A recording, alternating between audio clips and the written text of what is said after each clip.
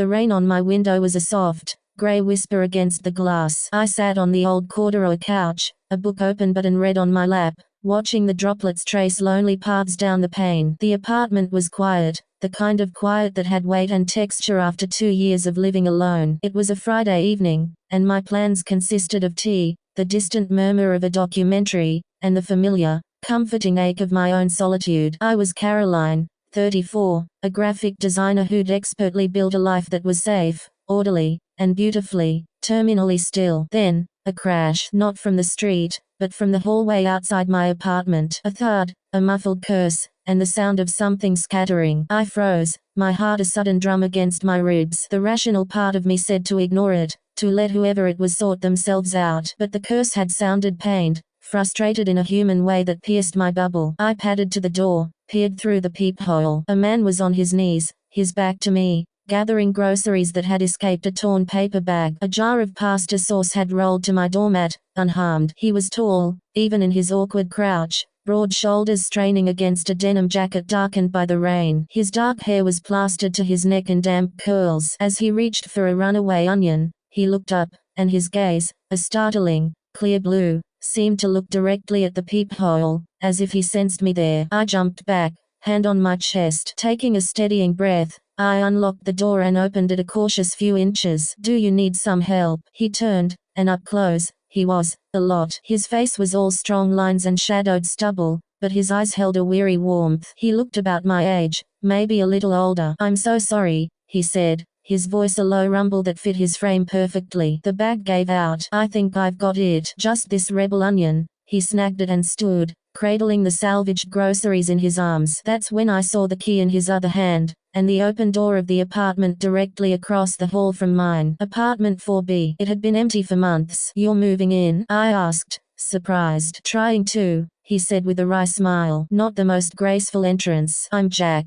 Miller." He shifted his groceries, offering a hand that was too full to shake. I gave a small, awkward wave instead. "Caroline, from 4A. Welcome." "Thanks, Caroline from 4A." His smile widened, crinkling the corners of his eyes. "I promise I'm not usually this chaotic. The universe just wanted to humble me on day one." I found myself smiling back. "Well, the universe has a funny way of saying hello. Let me at least get you a proper bag." I ducked inside, grabbed a sturdy canvas tote from a hook, and handed it to him. Our fingers brushed during the transfer, a quick, electric contact that made me pull my hand back a little too fast. "You're a lifesaver," he said, carefully loading his things. "Thank you. Really, it's no problem. Nice to have a neighbor again." He nodded, stepping back toward his door. "I'll see you around, Caroline." "See you, Jack." I closed my door and leaned against it, the quiet of my apartment now feeling different. It wasn't just quiet, it was before the crash, before the blue eyes,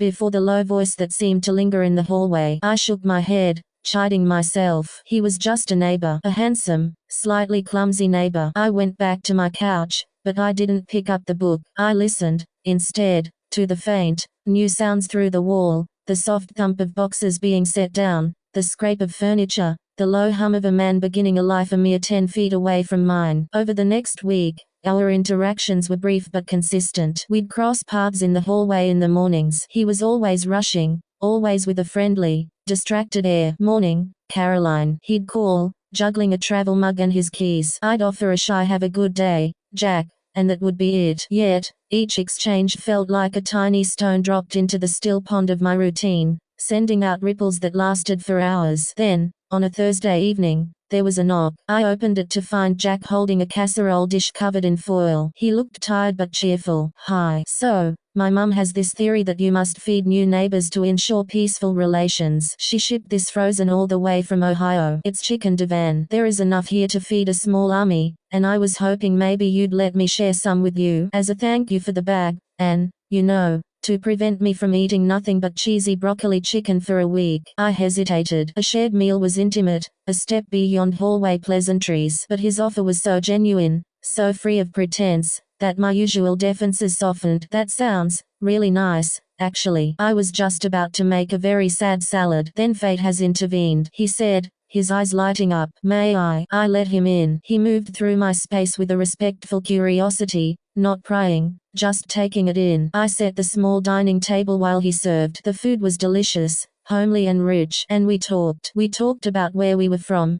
Him, a small town in Ohio, me, a suburb of Portland, what we did. He was a contractor, specializing in restoring old homes, and the quiet oddities of our apartment building. The conversation flowed with an ease that startled me. He was witty, self-deprecating, and a great listener. He asked questions that weren't just polite, but thoughtful. "So, what does a graphic designer dream up in here?" he asked, gesturing to my closed laptop. "Mostly websites and logos. It pays the bills. Sometimes I do my own stuff, more atmospheric, less commercial. I'd love to see it sometime," he said, and he meant it. As the evening deepened, he told me about his move. A big project had fallen through, a long-term relationship had ended, and he'd needed a complete change of scenery. "This city felt like a clean slate," he said, swirling the water in his glass. "A place to breathe and figure out the next thing." I understood that need to breathe all too well. I told him about my own quiet life, about how I'd retreated into this apartment after a series of disappointments, building a fortress of calm that had slowly become a cage. I didn't say it in those words, but I think he heard them anyway. When he left, the apartment felt different again, warmer. It held the echo of laughter, the ghost of a good conversation. I could still smell the faint, clean scent of his soap, something like cedar and fresh air, mingling with the aroma of the casserole. That night, for the first time in a long time, I didn't feel lonely. A pattern began. We'd share a meal once or twice a week. He'd cook, or I would. We watched a baseball game on my TV, him explaining the nuances to my amused ignorance. He helped me assemble a stubborn IKEA bookshelf, our heads bent close over the cryptic instructions. I showed him my favorite coffee shop. With every interaction, I let him in a little more. I breathed him in, his optimism, his steady presence, the way he looked at me like I was saying something fascinating even when I was just recounting my day. And I let him stay close. It was a conscious, gentle allowing. When we sat on the couch, our shoulders would touch, and I wouldn't shift away. When he hugged me hello or goodbye, which he'd started to do, I would hug him back, letting it last a second longer than necessary. His proximity became a source of comfort, a new anchor in my world. One rainy Saturday, he convinced me to visit one of his work sites, an old Victorian he was helping to restore. The air inside was thick with the smell of sawdust and old plaster. He moved through the skeletal rooms with reverence, pointing out original moldings, explaining how he'd repair a broken hearth. "It's about seeing what's still good," he said, running a hand over a weathered doorframe. "You don't just tear it all out. You protect the foundation, you salvage the character, and you rebuild around it. You make it strong again, but you let its history show." He wasn't looking at the house when he finished speaking, he was looking at me. In that dust-moted light, his words felt heavy with meaning. I felt seen, in a way that was both terrifying and exhilarating. He saw my foundation, my weathered history, and he wasn't walking away. On the drive back, the cab of his truck warm and close, a comfortable silence settled between us. At a red light, he reached over and took my hand, lacing his fingers through mine. It was simple, solid. I looked down at our joined hands, then up at his profile. He just squeezed my fingers, his eyes on the road. He didn't let go until we were parked back at our building. He didn't need to say anything. The act was the statement. That night, after we'd eaten pizza on my living room floor, the moment arrived. We were clearing up, and our hands touched over the empty box. This time, he didn't let go. He turned my hand over in his thumb tracing a line across my palm. The air between us shifted, charged and still. "Caroline," he said, my name a quiet rumble in his chest. I looked up at him, my breath catching. I could see the question in his eyes, the patient hope. For 2 years, I had built walls. I had valued my solitude above all else. But standing there, with the man who had crashed into my hallway and then, so carefully, into my life, I knew the walls were gone. He had dismantled them brick by brick,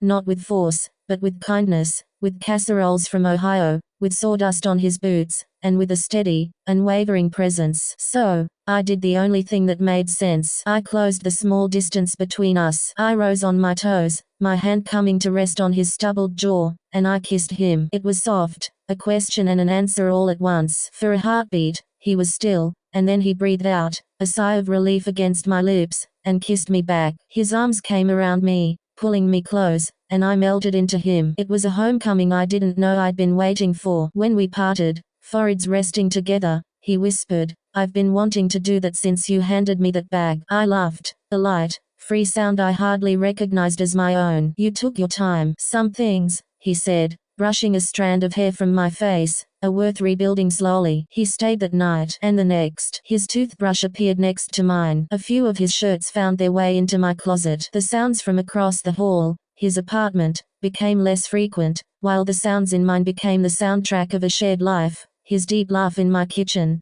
the shower running for two, the quiet harmony of our breathing as we slept. It wasn't perfect. We had disagreements. He was messy, I was overly tidy. He was impulsive, I was a planner. But we navigated it. We learned. We breathed each other in through the easy days and the challenging ones. I learned the rhythm of his moods, the set of his jaw when he was frustrated with work, the way his eyes softened when he looked at me first thing in the morning. He learned my need for quiet time, my fears, and how to make me laugh until my sides hurt. One evening, 6 months after he'd moved in, we were on our couch. His arm was around me, my head on his shoulder. The documentary I used to watch alone was playing, but neither of us was paying attention. You know, he said, his voice a vibration under my ear, my lease is up next month. My heart gave a little skip. Oh, yeah. I was thinking, it seems silly to pay rent on 2 places when I'm always here anyway. And my place is mostly just storing tools. I sat up a little to look at him. What are you saying, Jack? He turned to face me, his expression serious, tender. I'm saying I want to make this official. I want to give up 4B. I want all my boxes in here, with you. I want to fully come home, to you. He searched my face. If you'll have me. Tears pricked my eyes, but they were tears of pure, undiluted joy. I thought of the lonely woman on this couch a year ago, watching the rain, believing her story was already written in quiet solitude. I thought of the crash in the hall that was not an ending, but the most beautiful beginning. I placed my hand over his heart, feeling its strong, steady beat. Jack Miller, I whispered. You crashed into my life with a bag of groceries. I breathed you in, and I never want to let you go. Yes, this is your home. We are your home. He kissed me then, a kiss that held promises of a future, of shared mornings and quiet evenings, of a life built together. Later, as we lay in the dark, tangled together, I listened, not to the rain, but to his breath, deep and even beside me. I matched my breathing to his, and